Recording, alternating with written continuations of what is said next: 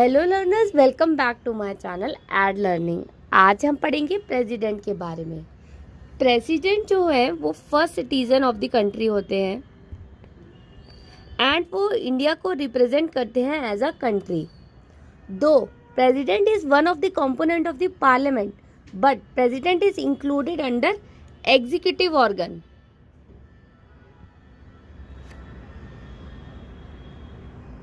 जैसे कि हमने पार्लियामेंट वाली वीडियो में पढ़ा था, इंडियन गवर्नमेंट के 3 ऑर्गन होते हैं, that is legislative, executive and judicial, जिसमें पार्लियामेंट जो है वो लेजिस्लेटिव ऑर्गन है और प्रेसिडेंट आते हैं एग्जीक्यूटिव ऑर्गन में। प्रेसिडेंट के साथ साथ वाइस प्रेसिडेंट और काउंसिल ऑफ मिनिस्टर्स भी इंक्लूड होते हैं। पार्लियामेंट वाली वीडियो को देखने के लिए ऊपर आई बटन पे क्लिक करें। आर्टिकल 52 ऑफ द कॉन्स्टिट्यूशन कहता है there shall be a president of India, मतलब प्रेसिडेंट ऑफ इंडिया होने ही चाहिए। एंड आर्टिकल 53 कहता है the executive power of the union vested in the president. Union की एग्जीक्यूटिव पावर वेस्टेड होती है प्रेसिडेंट में। तो प्रेसिडेंट के बारे में डिटेल में जानने के लिए वीडियो को लास्ट तक देखें।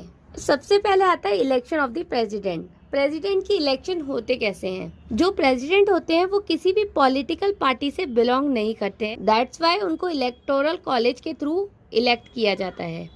इलेक्टोरल कॉलेज कंसिस्ट होता है elected member of the house of the parliament and elected member of the legislative assemblies of state and UTs. इसमें नॉमिनेटेड मेंबर का कोई रोल नहीं होता है, दोनों ही जगह पे इलेक्टेड मेंबर्स वोटिंग के लिए एलिजिबल होते हैं। प्रेसिडेंट के इलेक्शन होते हैं indirectly through proportional representation by the means of single transferable vote. Proportional representation का मतलब होता है एक ऐसा वोटिंग सिस्टम जहाँ पे हर पॉलिटिकल पार्टी खुद को रिप्रेजेंट करती है पार्लियामेंट में या कह लें लेजिस्लेचर में, in proportion to the number of people who voted for them in an election. Secondly, vice president के इलेक्शन भी इनडायरेक्ट होते हैं with the same system of single transferable vote, जिसके बारे में हमने डिटेल में राज्यसभा वाली वीडियो में पढ़ा था, जिसका लिंक डिस्क्रिप्शन बॉक्स में गिवन है और वीडियो के एंड में भी मिल जाएगा। उसके बाद आता है कि क्वालिफिकेशन क्या होनी चाहिए प्रेसिडेंट के इलेक्शन के लिए। सबसे पहले है सिटीजन ऑफ इंडिया होना चाहिए, 35 से एज ऊपर होनी चाहिए और क्वालिफाइड होना चाहिए to elect as a member of Lok Sabha and not holding any office of profit under union government और द स्टेट गवर्नमेंट और एनी लोकल और पब्लिक अथॉरिटी।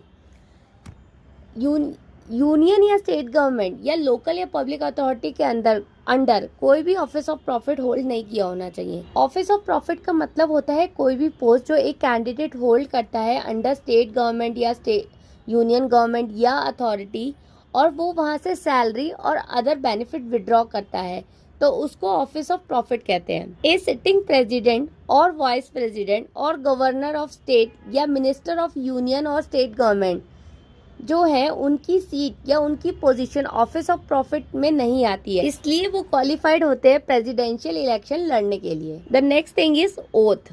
प्रेसिडेंट को इलेक्ट होने के बाद अपनी ऑफिस होल्ड करने से पहले ओथ लेनी होती है, जिसमें वो ओथ लेते हैं to faithfully execute the office, to preserve, protect and defend the constitution and the law of the India, to devote himself to the service and the wellbeing of the people of India. और president की जो oath है वो administer की जाती है chief justice of India के द्वारा। अगर चीफ जस्टिस एब्सेंस होते हैं तो उस केस में जो भी सुप्रीम कोर्ट के सीनियर मोस्ट जज होंगे वो प्रेसिडेंट की ओथ को एडमिनिस्टर करेंगे। कोई भी person who is acting as a president या प्रेसिडेंट की ड्यूटी डिस्चार्ज कर रहा हो वो भी यही सेम ओथ लेता है। ओथ के बाद आता है कि प्रेसिडेंट ऑफिस होल्ड करने के लिए क्या क्या कंडीशंस होती हैं। वो कैंडिडेट किसी भी हाउस का मेंबर नहीं होना चाहिए, ना पार्लियामेंट में ना स्टेट लेजिस्लेचर में। अगर वो इलेक्ट हो जाता है एज अ प्रेसिडेंट और अगर वो किसी हाउस का मेंबर है तो उसको अपनी सीट खाली करनी पड़ती है। ही और she should not hold any other office of profit. उनको राष्ट्रपति भवन मिलता है to reside without any payment of rent, कोई रेंट नहीं देना पड़ता है एंड ही और she can use Rashtrapati Bhavan. उनको सारे एनरोलमेंट्स, अलाउंस एंड प्रिविलेजेस मिलते हैं जो भी पार्लियामेंट के द्वारा डिटरमाइन किए जाते हैं। जब तक उनका ऑफिस का टर्म चलता रहेगा तब तक उनके अलाउंसेस और एलिमेंट्स को डिमिनिश नहीं कर सकते, मतलब कि कम नहीं कर सकते हैं, जितना है उतना ही रहेगा। बढ़ा सकते हैं लेकिन कम नहीं कर सकते हैं। अभी next is term of president office. President अपना ऑफिस होल्ड करते हैं 5 साल के लिए, उस डेट से जब वो अपने ऑफिस में एंटर करते हैं, ना कि उस डेट से जब वो इलेक्ट हुए होते हैं। 5 साल के बाद भी वो अपने ऑफिस को होल्ड किए रखते हैं जब तक कि नए प्रेसिडेंट अपने चार्जेस को रेज्यूम नहीं कर लेते। इंडिया में प्रेसिडेंट एलिजिबल होते फॉर री election any number of time, but US में ऐसा नहीं होता है। कोई भी एक इंसान प्रेसिडेंट की पोस्ट के लिए 2 से ज़्यादा बार एलिजिबल नहीं होता है। वो अपनी सीट से रिजाइन कर सकते हैं एनी टाइम, कभी भी, by submitting his resignation to the vice president. India में प्रेसिडेंट को इम्पीचमेंट के थ्रू भी हटाया जा सकता है। इम्पीचमेंट क्या होता है उसको थोड़ा डिटेल में पढ़ लेते हैं। प्रेसिडेंट को उनके ऑफिस से हटाया जा सकता है by the process of impeachment for violation of constitution of India, लेकिन कॉन्स्टिट्यूशन में कहीं भी डिफाइन नहीं है कि वायलेशन ऑफ कॉन्स्टिट्यूशन क्या है। इम्पीचमेंट के जो चार्जेस हैं वो किसी भी हाउस ऑफ द पार्लियामेंट में इनिशिएट हो सकते हैं, लेकिन चार्जेस को कम से कम 1/4 ऑफ द मेंबर ने साइन किया होना चाहिए। 14 डेज का नोटिस दिया जाता है प्रेसिडेंट को, और इम्पीचमेंट के रेजोल्यूशन को पास होने के लिए 2/3 ऑफ द मेजॉरिटी चाहिए होती है total member of the house की। जितने भी हाउस के मेंबर हैं उसकी 2/3 मेजॉरिटी होनी ज़रूरी है।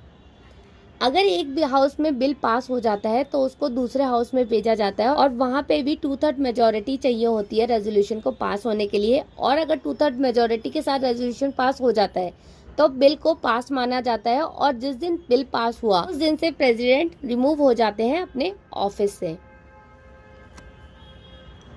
प्रेसिडेंट को राइट होता है to appear and to be presented in the investigation. Investigation के टाइम में वो वहाँ पे प्रेसिडेंट रह सकते हैं। सो फार अभी तक, आज तक हमारी कंट्री में सिंस 1947 कोई भी प्रेसिडेंट आज तक इम्पीच नहीं हुए हैं। 2 इम्पॉर्टेंट बात नोट करने की है यहाँ पे। प्रेसिडेंट की इम्पीचमेंट में पार्लियामेंट के दोनों हाउस के नॉमिनेटेड मेंबर भी पार्टिसिपेट करते हैं।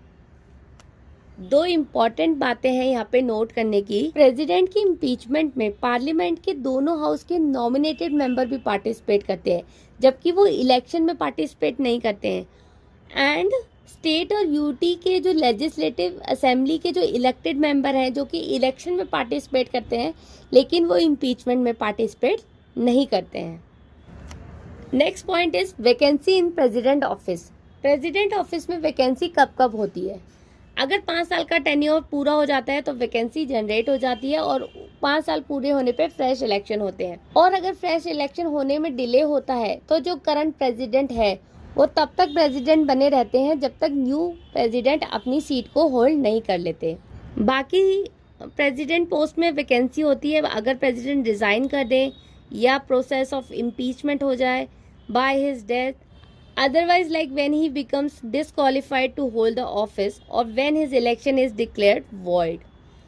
अगर वैकेंसी इन 4 में से किसी भी रीज़न की वजह से जनरेट होती है, उस केस में 6 मंथ्स के अंदर फ्रेश इलेक्शन होते हैं। तब तक के लिए वाइस प्रेसिडेंट ऑफ इंडिया जो होते हैं वो प्रेसिडेंट की ड्यूटी को डिस्चार्ज करते हैं, और अगर वाइस प्रेसिडेंट की पोस्ट भी वेकेंट होती है तो चीफ जस्टिस ऑफ इंडिया उस ड्यूटी को डिस्चार्ज करते हैं। और अगर in case chief justice of India का ऑफिस भी वैकेंट होता है तो सीनियर मोस्ट जज ऑफ द सुप्रीम कोर्ट उनकी ड्यूटी को डिस्चार्ज, प्रेसिडेंट की ड्यूटी को डिस्चार्ज करते हैं। So this is end of the video. I hope सबको प्रेसिडेंट अच्छे से समझ में आ गया होगा। नेक्स्ट वीडियो में हम प्रेसिडेंट की पावर्स के बारे में डिस्कस करेंगे। अगर वीडियो पसंद आया हो तो उसको लाइक करें, शेयर करें और कमेंट में ज़रूर बताएं कि वीडियो कैसा लगा और किस टॉपिक पे वीडियो को देखना चाहेंगे। साथ ही साथ चैनल को सब्सक्राइब करना ना भूलें। Thank you so much for watching my video. फिर मिलते हैं अगली वीडियो में। Till then stay safe, stay happy.